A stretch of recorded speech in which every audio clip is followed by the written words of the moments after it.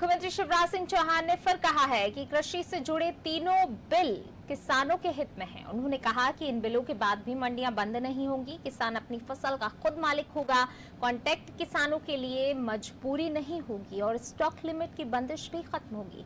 CM Shivraj ने क्या कुछ कहा, ये आपको सुनवाते हैं। जो 3 किसान कानून बनाए गए वो तीनों किसानों के हित में है। विपक्षी दल भ्रमित करने की कोशिश कर रहे हैं। अब उनमें से पहला कानून, उसमें यही व्यवस्था की है कि किसान अपनी फसल को, अपनी उत्पादन को, चाहे वो गेहूं, सोयाबीन, चावल, धान, कोई भी हो, ज्वार हो, बाजरा हो, या वो फल और सब्जी हो, अगर वो चाहे तो उसको मंडी में बेचे। मंडी बंद नहीं की जा रही, मंडियों की अधोसंरचना को और बेहतर बनाया जा रहा है। मंडी का शुल्क भी घटा के हमने 50 पैसे कर दिया, 2 रुपया से। 1 रुपया 70 पे पहले 2 था, फिर 1.70 हुआ, 50 पैसे रह गया। मंडी चालू रहेंगी, किसान को अच्छे दाम मिलते तो मंडी में बेचे। लेकिन अगर कोई व्यापारी, कोई कंपनी उसके घर ही आ जाती और उससे कहती हम तुम्हें ठीक दाम दे रहे, हमें फसल बेच दो, तो उसमें आपत्ति की क्या बात है? अगर किसान की मर्जी है कि घर पे उसे ठीक दाम मिल रहे हैं, आई वो घर पर नहीं बेच सकता था इन कानूनों के रहते हुए।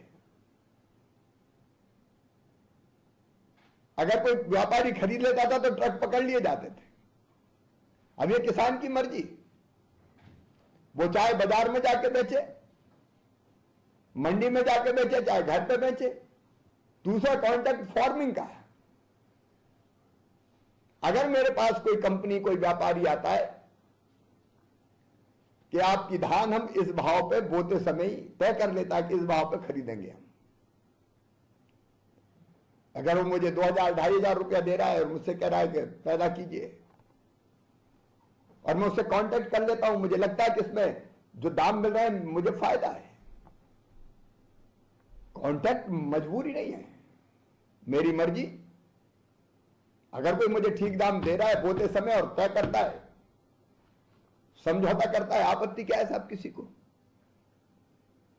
और जो दाम वो तय कर लेगा, मान लीजिए सोयाबीन के 4000 रुपया कुंटल, तो 4000 रुपया कुंटल खरीदना पड़ेगा। बाद में भले कीमत कम हो जाए तो भी उस कंपनी को, व्यापारी को खरीदना ही पड़ेगा उस कीमत पे। और अगर दाम बहुत बढ़ गए तो किसान उस समझौते के बाहर निकल भी सकेगा, इसका क्लॉज भी है उसमें। अब इसमें किसी को क्या आपत्ति है?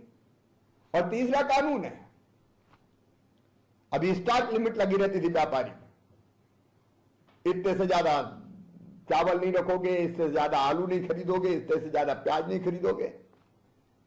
क्यों नहीं खरीदेंगे साहब? स्टॉक लिमिट काय के लिए? और स्टॉक लिमिट लग जाती है तो बिकता नहीं है, फिर व्यापारी उससे ज्यादा रख नहीं सकता, तो कीमत गिर जाती है। मोदी जी ने क्या किया, भारत सरकार ने क्या किया? ये तय कर दिया कोई स्टॉक लिमिट नहीं होगी, जितना चाहे व्यापारी कंपनी खरीदे। अब ज्यादा खरीदेंगे तो रेट ज्यादा मिलेंगे, ये तो सामान्य समझ की बात है भाई। इसमें किसी को क्या आपत्ति हो सकती है? और इसलिए मैं दावे के साथ कहता हूं, ये तीनों कानून किसान हितैषी है। इससे किसानों को फायदा होगा। जो 3 किसान कानून बनाए गए